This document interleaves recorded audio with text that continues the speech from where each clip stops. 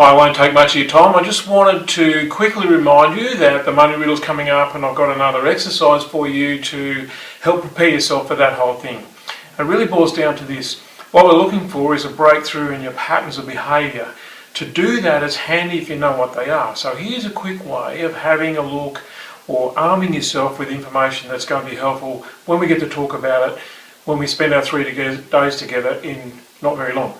So, grab a blank bit of paper when you've got a bit of time and write down all of your habits with food.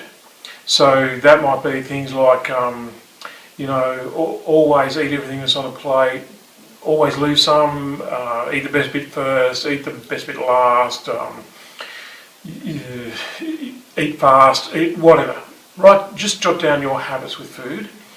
And then another blank bit of paper and jot down your habits with time. So those might be things like always late, always early, jobs expand to fit the time that you've got available, there's never enough time, or there's always plenty of time, or whatever your habits with time are. If you don't see them as habits, it's okay if you see them as things that repeat. This always happens, that always happens, that kind of thing. Thirdly, third blank piece of paper, write down your habits with money. So that's things like, there's always some left over, there's never enough, always run out, whatever happens with money. So once you do those three things, then have a look and see if there are any commonalities, because what we're going to talk about at the weekend is what is it that's driving all three rather than just one of those. Now, we first came across this stuff years ago when Mary and I were sitting down having a glass of wine. In fact, it was a bottle, but there we were having a bottle of wine and we were eating some cheese, and I said to her, I've never seen you eat cheese before. And she said, oh, that's because I love it. And I said, what do you mean? She said, well, I'm out of control, I'm going to eat the whole block.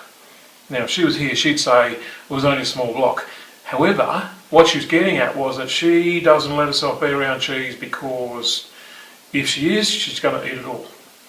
Now, would it surprise you if I said this is the same woman who can keep $100 in her purse for weeks and weeks on end, but crack that $100 note, and at the end of the day there's $5.36 left and she doesn't know what happened? The real question is that the cheese story in a different format? The short answer, of course, is yes, and it's not until we solve the thing that's underneath all of that that we're going to be able to sort it out with either the cheese or the money.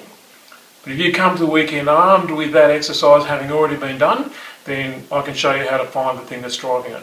Like I said, I'm really looking forward to seeing you. Bye for now.